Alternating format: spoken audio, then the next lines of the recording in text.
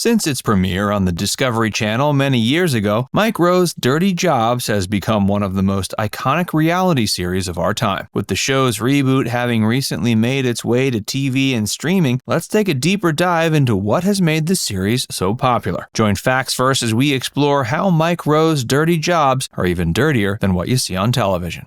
Mike Rowe was born in Baltimore in 1962. Though he knew he wanted to be a performer, he wasn't sure exactly what his future held when he left college. His grandfather was a carpenter, which gave Mike an appreciation for people who work with their hands. Although Mike rightfully believed his own future was on the television screen, he eventually found a way to make his performance aspirations jibe with his personal passion for physical laborers. Before venturing into the news at a local station in California, Mike performed for a time with the Baltimore Opera. It seems that in addition to his hosting talents, he has an excellent singing voice. But he eventually decided he'd rather use his performance talents for more humanist goals. Despite the fact that he's gone on to do other things besides sing opera professionally, Mike can often be seen and heard bursting into song in interviews, and has even done so on Dirty Jobs. He performed with the Baltimore Opera for years before he eventually began working in the news department at a station in San Francisco. It was here Mike developed the concept for the show that was to become the original Dirty Jobs.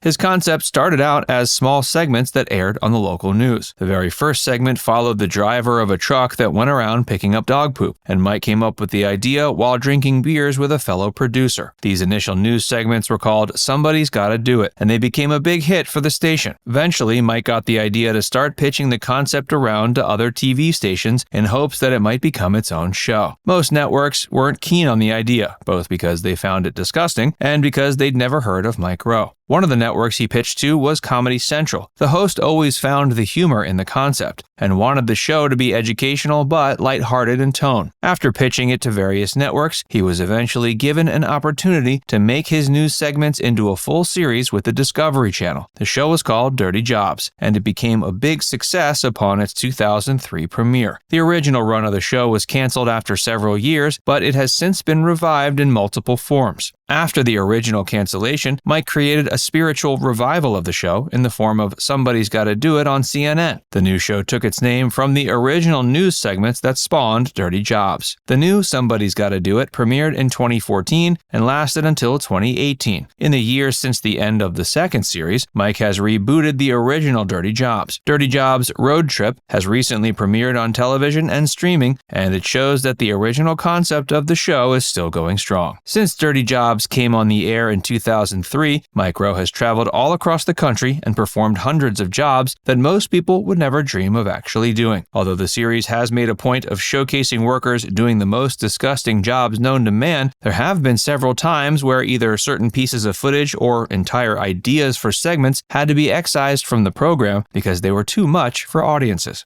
Mike has always known there is risk involved in the filming of Dirty Jobs. The host has even been injured before during filming, including one time when he was working with a blacksmith and the heat from a blast furnace fused his contact lenses to his eyes. Besides this fairly severe injury, Mike has also had to get stitches a couple times as a result of the series and has even broken a rib and a toe. The scene of Mike getting hit by the blast furnace ended up being included in the final cut of the Dirty Jobs episode because it wasn't too graphic and the injury didn't end up being all that serious after it healed. But there's been plenty of other footage deemed too disgusting by Mike Rowe, and there have been several ideas for segments that had to be discarded because they were too dark. Hey, if you're enjoying this video so far, be sure to give it a like and subscribe to Facts First if you haven't already, and stick around for more about Mike Rowe and Dirty Jobs.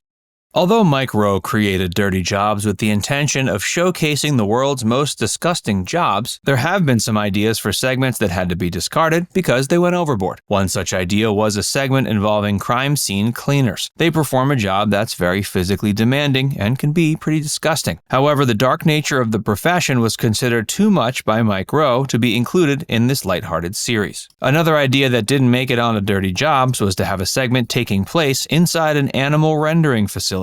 When Mike Rowe pitched the idea of filming there, the network turned down the concept because they felt the footage would be too morbid. Mike Rowe also explained that another reason the segment was nixed was because it turned out that many animal rendering facilities are currently owned by the mob. Besides these segment ideas that didn't end up making it onto Dirty Jobs, there have been other ideas that were actually filmed but ended up having to be edited out of the final episode because the footage was too disgusting. One such segment involved a roadkill taxidermist whose job it is to make taxidermy sculptures out of roadkill. Although Mike performed the dirty job, the footage of dead animals wasn't considered appropriate for this series. There have been other exceptionally disgusting segments that have made it onto air though. One such segment involved the processing of human skulls for academic purposes. Though the segment ended up making it onto the air, plenty of footage that was filmed couldn't be included because it was simply too disgusting. Mike has always tried to keep Dirty Jobs and its successor series light in tone, and that's a big part of why they've been such hits. Dirty Job first premiered in 2003, though the Discovery Channel didn't pick it up as a series until 2005. It went on to last for 7 years in its original iteration before its first cancellation and rebirth as Somebody's Gotta Do It. That series aired on CNN and lasted for several years before being canceled itself. Now Dirty Jobs is back on the air once again with Dirty Jobs Road Trip. The original series was as much a travelogue as it was a series about demanding physical labor professions, with each episode featuring Mike exploring a different area of America and finding its most filthy jobs. The new series has an increased emphasis on this traveling aspect, but it also retains the core of the original show's concept. After nearly 2 decades of performing as the host of Dirty Jobs, Mike Rowe has become an iconic figure. His celebrity status has seen him appear on Sesame Street, and he's also attempted to do some good by creating the nonprofit organization Mike Rowe Works. True to the host's brand, Mike Rowe Works helps educate at-risk high school students on the benefits of pursuing careers in physical labor professions. However, most of the jobs advocated by the organization aren't too disgusting or dangerous, with their biggest emphasis seeming to be on plumbing and welding. When Mike Rowe decided to venture into the performing arts, instead of following in his grandfather's footsteps as a carpenter, his family made fun of him, saying that being on television wasn't a real line of work. This is part of the reason Mike came up with the original news segments eventually worked into Dirty Jobs. At the heart of Dirty Jobs has always been a deep and fundamental respect for the insane amount of effort that physical laborers put into their professions. Many people might not be aware of just how many disgusting and difficult jobs are out there, and that has been a huge part of the series' success.